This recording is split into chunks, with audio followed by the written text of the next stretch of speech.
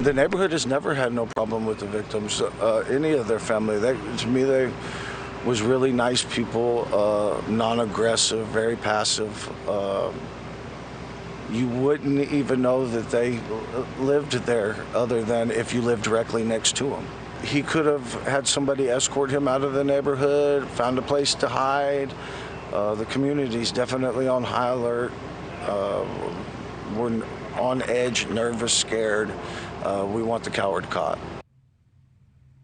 Yeah, just one of many people living in Cleveland, Texas right now and surrounding areas that are on edge. They're scared as the search continues for a man police say shot and killed 5 of his neighbors on Friday. Francisco Oropesa, he could be anywhere right now. He took off Friday night after the shooting on foot. Police found his cell phone and also some of his clothes in woods nearby. His wife is cooperating, we're told, with authorities, but they say they have 0 leads at this point on where he may be hiding. Stuart Kaplan is with us this morning. He's a former FBI special agent and attorney.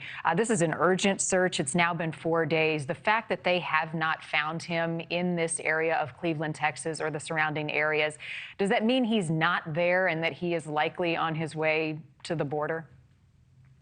Good morning, Marni. It's either one of two.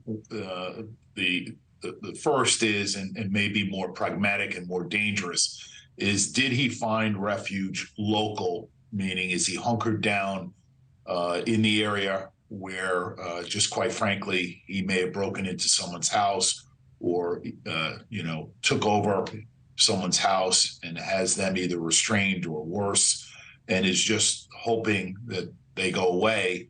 Or is it that he had enough of a lead and some assistance with some other individuals that he was able to make contact with prior to him disconnecting himself from his cell phone and was able to cross the border?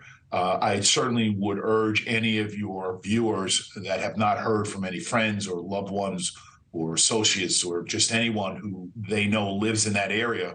That is something that I would be very concerned about. And if you haven't heard from someone in the last 24, 48 hours, I would contact law enforcement and let them do what would be considered a welfare check just to make sure that everything is okay. Right. I mean, we all remember months ago an escaped inmate in Texas ended up hunkering down, hiding on a family's property and killing that family as a result.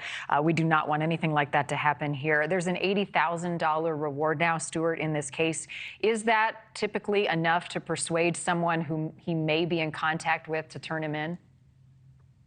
Quite frankly, Marni, no. And I'll tell you why.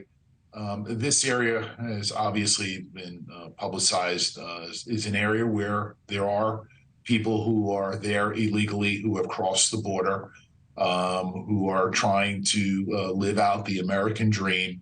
And as we see in other areas, certainly more connected with gang violence, where people are just afraid to cooperate with law enforcement because they are afraid of retribution or retaliation. And so $80,000, while it's a lot of money, may not be enough to convince someone or urge someone to come forward and snitch and give some vital information. That's unfortunately systemic in these type of areas. Marni, one thing that I will touch upon that I just find astonishing is the fact that this type of individual can live here in the United States, having been deported at least 4 times, and still come into possession of a firearm or firearms and be known to have discharged firearms in the past, and notwithstanding was not apprehended or prosecuted for that. That in and of itself is just reprehensible, and just it blows my mind that no one has discussed the fact